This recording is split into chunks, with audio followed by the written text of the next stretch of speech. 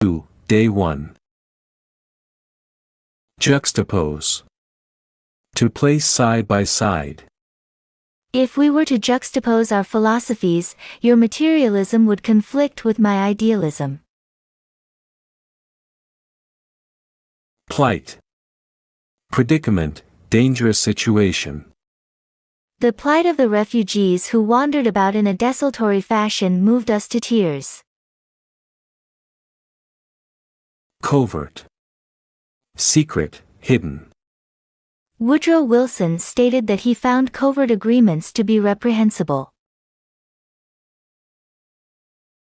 Cope. To be a match for, to be able to handle. Just how our club's president is able to cope with so many disparate personalities is something I'll never understand. Incompatibility. Quality of being mismated, lack of harmony. Judge Felder commented with asperity upon the wife's charge of incompatibility. Plea bargain. To agree to plead guilty to a lesser charge so as to avoid trial for a more serious offense. The defendant finally took his lawyer's advice and agreed to a plea bargain of third-degree assault. Female alcoholics. When we juxtapose the words woman and alcoholic, many readers are surprised. However, the plight of America's several million female alcoholics is rapidly increasing in intensity. But the statistics are inexact, because it is estimated that there are 9 covert alcoholics for every one under treatment. Women drink to help themselves to cope with life's vicissitudes. They drink because of financial pressures, incompatibility, frustration, and related reasons. Week 22, Day 2. Incapacitated. Disabled, made unfit.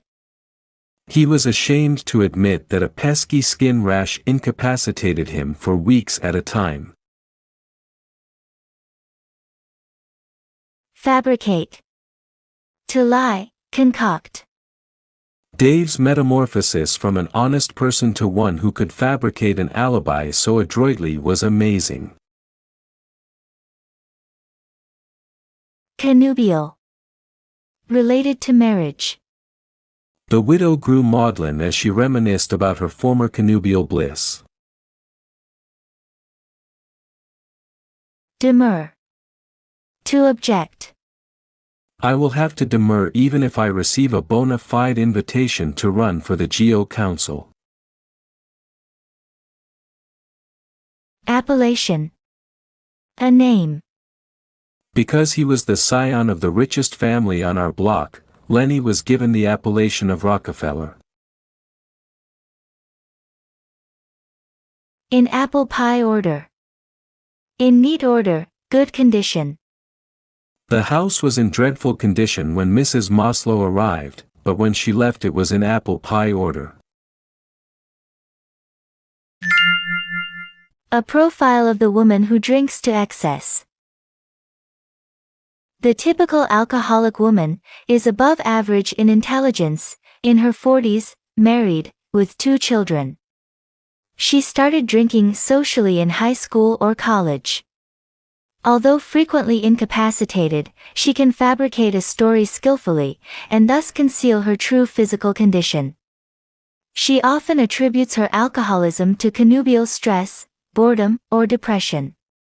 A large percentage of the women give family histories of alcoholism. Most female drinkers would demur at the appellation of alcoholic, and that makes their treatment all the more difficult.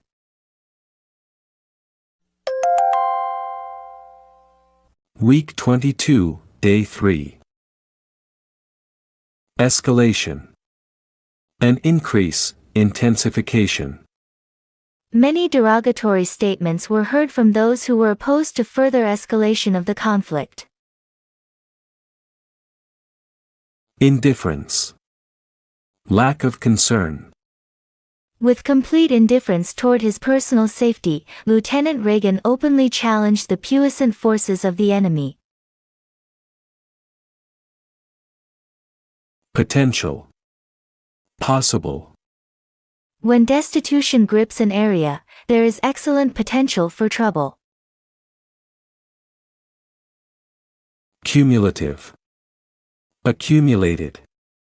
The cumulative effect of the summer's sultry weather was to shorten everyone's temper. Recondite. Secret, hidden, obscure. The poet's recondite language precluded any understanding of her theme. Apple polishing. Trying to gain favor by gifts or flattery. If the way to advancement in this company is through apple polishing, I quit. Nefarious effects of alcohol.